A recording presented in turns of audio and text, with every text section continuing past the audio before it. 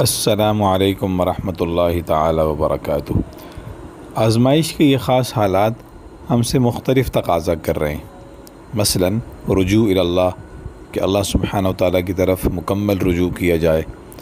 دوسرا تقاضا حفاظتی تدابیر، حکومتیں اور جو معالجین ڈاکٹر حضرات ہمیں جو حفاظتی تدابیر بتا رہے ہیں ہم اس کا خیال کر لیں۔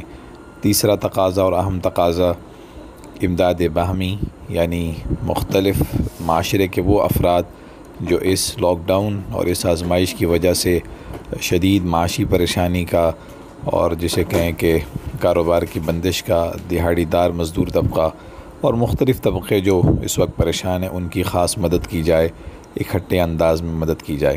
ایک اور چیز جس کا یہ حالات ہم سے تقاضا کرتے ہیں وہ یہ ہے کہ اللہ کے رسول علیہ الصلوۃ والسلام کی مسنون دعاؤں کا خاص اہتمام کیا جائے، اور خاص طور پہ رزق اور خوشحالی کے اعتبار سے وہ دعائیں کہ جو ان حالات کے اندر پڑھنے سے انشاءاللہ اللہ سبحانہ تعالیٰ کا خاص فضل متوجہ ہوگا، تو ان کی طرف رجوع بھی کیا جائے۔ پڑھنے پڑھانے کے شعبے سے اور تربیت کے شعبے سے منسلک ہونے کے ساتھ ہمیں اس بات کا اندازہ ہو رہا کہ دعائیں پڑھنے اور دعائیں مانگنے والوں کی اکثریت صحیح تجویز اور صحیح تلفظ کا خیال نہیں رکھ پاتی۔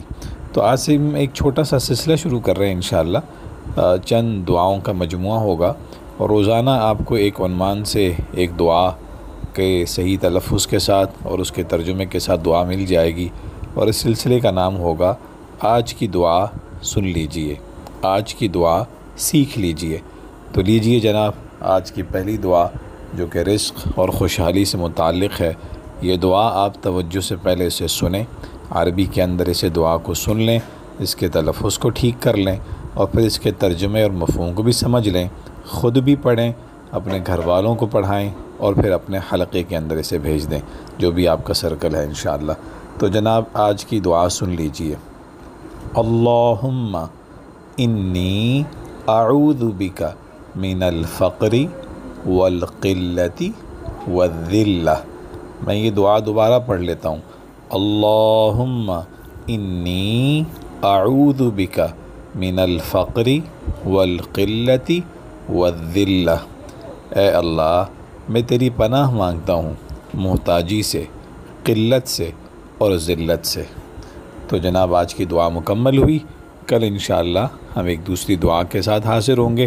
بہتر ہے کہ ہر نماز کے ساتھ اس دعا کو مانگ لیجئے، ہر نماز کے بعد اس دعا کو اللہ سبحانہ تعالیٰ سے اپنے الفاظ میں اردو میں مانگ لیجئے، اور اس کے ساتھ ساتھ عربی کو بھی مضبوط کر لیجئے۔